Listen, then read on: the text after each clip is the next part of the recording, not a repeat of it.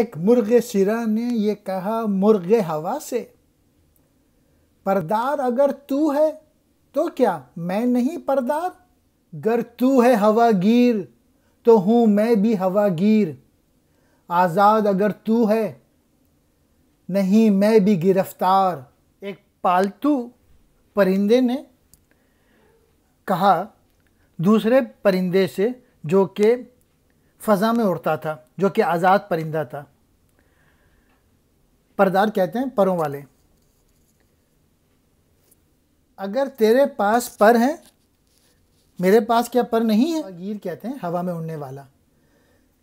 دوسرے شعر میں کہ ہاں تو بھی ہوا میں اڑ رہا ہے تو میں بھی ہوا میں اڑ سکتا ہوں، اگر تو آزاد ہے، تو اونچا اونچا اڑتا ہے تو میں بھی کوئی گرفتار نہیں ہوں، میں بھی اڑ سکتا ہوں۔ پالتو پرندے نے کہا پرواز خصوصیت ہر صاحب پر ہے، کیوں رہتے ہیں مرغان ہوا مائل پندار۔ جو گھریلو پرندہ تھا اس نے اس پرندے سے کہا جو کہ آزاد، جو کہ فضا میں اڑتا رہتا ہے، کہ تم میں اتنا غرور کیوں ہے؟ مائل پندار یعنی غرور۔ آپ اس شعر کو اس طرح سے بھی سمجھ سکتے ہیں کہ ایک کمزور انسان اور ایک طاقتور انسان کا فرق بیان کیا گیا ہے۔ جو کہ گھریلو پرندہ ہوتا ہے اور جو وہ کمزور سا ہوتا ہے، اور جو ہوا میں اڑ رہا ہوتا ہے پرندہ وہ آزاد ہوتا ہے، وہ اسٹرانگ ہوتا ہے، اسٹرانگ آدمی کی طرح ہوتا ہے۔ مجروح حمیت جو ہوئی مرغ ہوا کی، یوں کہنے لگا سن کے یہ گفتار دل آزار۔ حمیت کہتے ہیں غیرت کو۔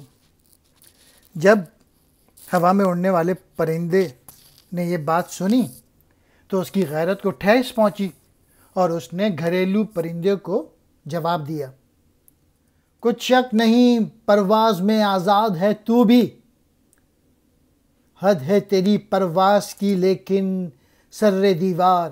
آزاد پرندے نے دوسرے پرندے جو کہ ڈومیسٹک پرندہ تھا، جو کہ زیادہ نہیں اڑ پاتا تھا، جو زیادہ سے زیادہ اڑ کے دیوار تک جا کے بیٹھتا تھا، اس نے کہا ہم دونوں کی پروازوں میں فرق ہے، اس میں شک نہیں کہ تو بھی آزاد ہے لیکن تو زیادہ دور تک نہیں اڑ پاتا، یوں صرف پنجرے سے اڑ کے دیوار تک چلا جاتا ہے۔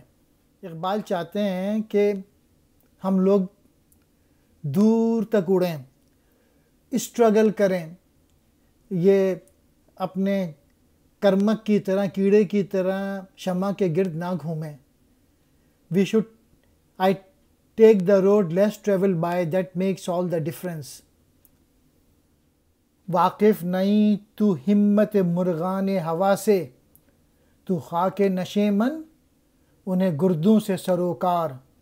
تجھے اندازہ نہیں ہے ہمت کا جو کہ ہوا میں اڑتے ہیں، تو صرف زمین میں تھوڑی دیر کے لیے اڑتا ہے، مڈیر پہ آ کے بیٹھ جاتا ہے، اور جو مرغان ہوا ہوتے ہیں وہ تو گردوں، وہ تو آسمانوں پر چکر لگا رہے ہوتے ہیں۔ میسج مین شعر کا یہی ہے کہ ہمیں اڑنا چاہیے، اسٹرگل کرنی چاہیے، اور بڑا ویژن ہونا چاہیے، دور تک بڑے ویژن بنانے چاہیے اور ان ویژن کو حاصل کرنے کی کوشش کرنی چاہیے۔